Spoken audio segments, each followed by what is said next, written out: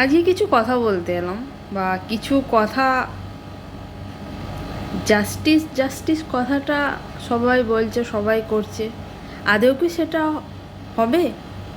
না 1 বছর আগের ঘটনার মতন এটাও চাপা পড়ে যাবে? 1 বছর আগেও একটা ঘটনা হয়েছিল, জানি না কি হবে। হয়তো 2 দিন পর সবাই হয়তো ভুলে যাবে। ভুলতে পারবে না শুধুমাত্র তার মা বাবা, পারবে না, তাদের পক্ষে সম্ভব না।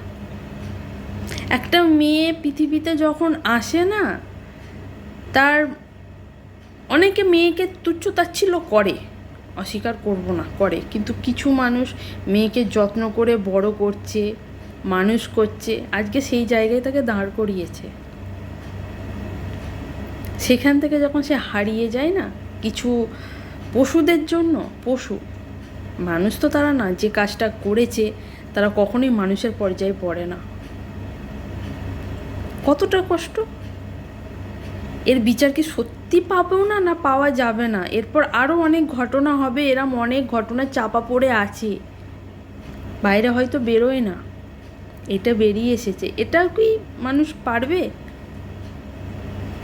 আমরা সবাই চাইছি এর একটা, শুধু এই ঘটনাটা কেন, প্রত্যেকটা মেয়ের জন্য তো সেফ থাকাটা দরকার। নিজের, কি বলবো, 1 বছর আগেও একটা ঘটনা ঘটেছিল, শুধু মেয়েদের জন্য না, আজ মেয়েদের জন্য সবাই এইভাবে এত কিছু হচ্ছে, করছে। অবশ্যই 1 বছর আগের ঘটনাটা, সেই ছেলেটার কথা কি কারো মনে পড়ছে না? সবার আগে বিচার ব্যবস্থাটা আমাদের সেই জায়গায় আনতে হবে, সেটা হওয়া উচিত। নাহলে কত এরম শেষ হয়ে যাবে, কিছু করতে পারবে না, কিচ্ছু করার থাকবে না আমাদের। আইনি ব্যবস্থা যেমন খুব, এমন কিছুটা আইনি ব্যবস্থা হোক, এমন একটা শাস্তি হোক যে মানুষ যখনই এটা শুনলেই ভয় পাবে, করার আগে 10 বার ভাববে। আমি দেশের বাইরে, আমি বাইরে আছি, তোমরা একটু গুগল করো, এখানকার শাস্তিগুলো না বড্ড কঠিন, বড্ড কঠিন। এর থেকে আরও আশেপাশে দেশ, আমি নাম করছি না, আশেপাশে যেসব দেশগুলো আছে, মানে ভয়ানক। কেউ একবার এরম চিন্তা ভাবনা নেওয়ার আগে 10 বার ভাববে কি হতে পারে তার সাথে। তারপরে এদের একবার, এক কথাই শেষ।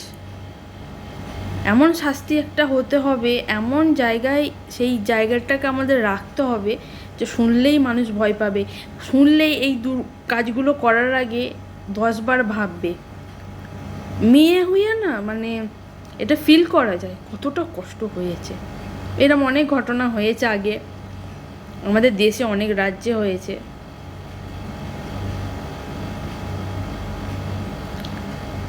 এরম কিছু 1 বছর আগে যে ঘটনাটা ঘটেছে সেটার কিন্তু কিছু সুরাহা হয়নি, সেটা চাপা পড়ে গেছে।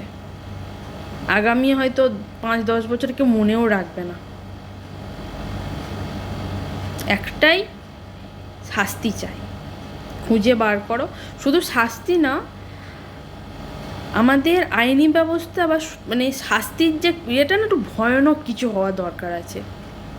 অন্য দেশে, বেশ কিছু দেশে এমন কিছুভাবে হয়, মানে শুনলেই গা শিউরে উঠবে। দোষীরা মানে ভয়ে লুকোনোরও যেন জায়গা না পায়। হয়তো চিৎকার সবাই করছে, এত কিছু হচ্ছে, জানি না শেষটা কি, আদৌ হবে কি, কিন্তু যে যার জায়গা থেকে আমি মনে হয় এটা করা উচিত একজন মেয়ে হিসেবে। আর একটা কথা, প্রত্যেক মা বাবাকে আমার এই ভিডিওর মাধ্যমে একটা কথাই বলতে পারি, যে মেয়েকে লক্ষ্মী বানিও না, বা সরস্বতীও বানিও না। নাচ গান এগুলো সব শেখাচ্ছ, পড়াশোনা শেখাচ্ছ, সব ঠিক আছে, মেয়েকে চণ্ডী রূপে তৈরি করো, সেরম কিছু শেখাও, সেরম জায়গা থেকে যে মেয়ে একা নিজে, সে নিজেকে, কেউ ভয় পাবে তাকে আঘাত করতে গেলে। আর একটা কথা কি বলতো, যতক্ষণ না নিজের বাড়ির কারোর সাথে ঘটছে, না ঘটুক, অবশ্যই চাই। বেশ কিছু মানুষ তো কিছু বলবেই না, আরে অন্যের প্রবলেম, ভিডিও আসছে দেখছি বেরিয়ে যাচ্ছি। আমার মনে হয় প্রত্যেকে বেরোনো উচিত। প্রত্যেকে। এটাই আমাদের চাওয়া, আর তো কিছু না। একটাই চাওয়া, আইনি ব্যবস্থা স্ট্রং হোক। স্ট্রং মানে স্ট্রং, বাইরে বেরোলে 10 বার ভাবতে হবে না। মেয়ে বাইরে বেরোচ্ছে, মা বাবার যে কী অবস্থা হবে সেটা যেন না হয়।